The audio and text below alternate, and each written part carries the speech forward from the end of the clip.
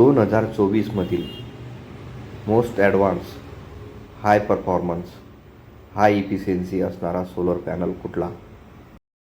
Solar पॅनल्समध्ये किती प्रकार आहेत? कुठल्या प्रकारचा सोलर पॅनल तुमच्या घरासाठी योग्य असेल?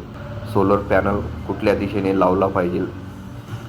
किती डिग्री ऑफ इन्क्लिनेशन घेतले पाहिजे? कुठले पॅनल सर्वात जास्त जनरेशन देतील?